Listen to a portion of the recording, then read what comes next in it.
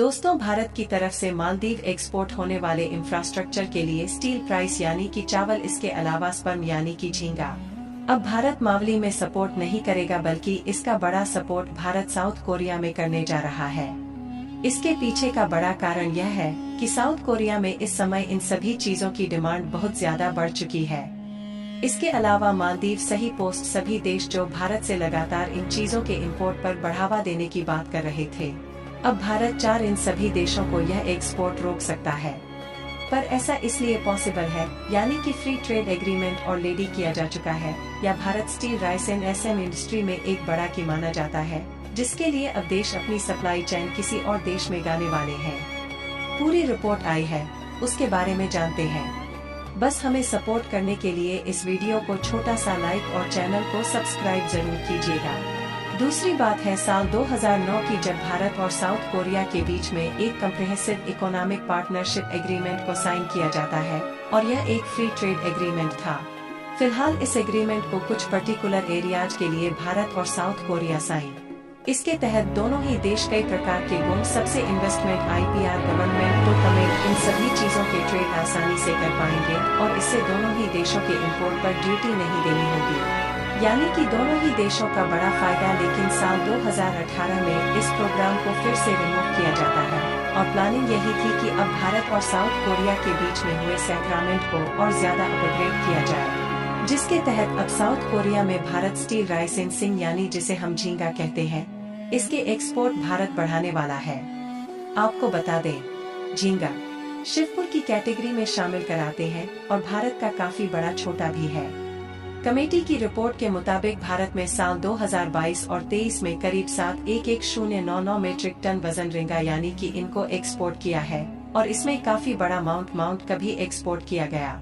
उसके बाद बात की जा चावल की, तो साउथ कोरिया में करीब 5 लाख टन पर सुन कोटा की बात शुरू हो चुकी है। कोई भारत के अलावा चीन, ऑस्ट्रेलिया, अमेरिका, थाईलैंड और वियतनाम करीब 4.8 टन का कोटा देते हैं। बाकी देशों के पास करीब 20,000 टन का कोटा है, और इसलिए अलग कैटेगरी में शामिल किया जाता है, क्योंकि भारत का सबसे बड़ा प्रदूषण माना जाता है।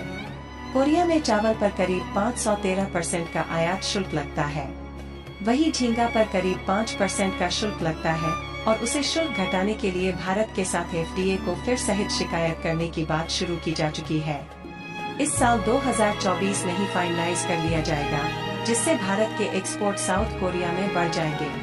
भारत और साउथ कोरिया के रिलेशन बहुत ज्यादा स्ट्रांग, और भारत साउथ कोरिया से मल्टीपल टेक्नोलॉजी इम्पोर्ट कराता है, और भारत सबसे पहले उन्हीं देशों को ब्लडी देगा जिससे हम ज्यादा टेक्नोलॉजी इज द डिफेंस की चीजें पढ़ते हैं। बाकी भारत और साउथ कोरिया के फैसले पर आप क्या सोचते हैं? चीन का एक रिसर्च जहाज इसी हफ्ते मालदीव पहुंचने वाला है।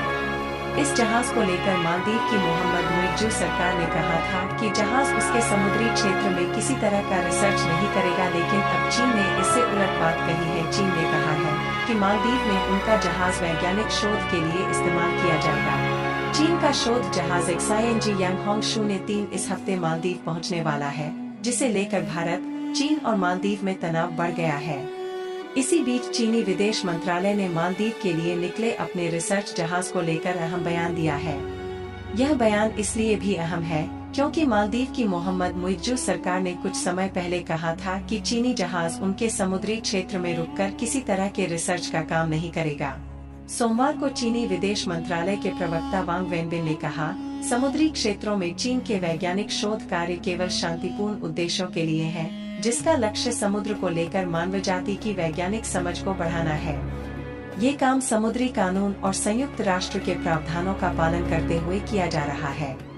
सालों से चीन और मालदीव समुद्री वैज्ञानिक शोध में सहयोग करते आ रहे हैं।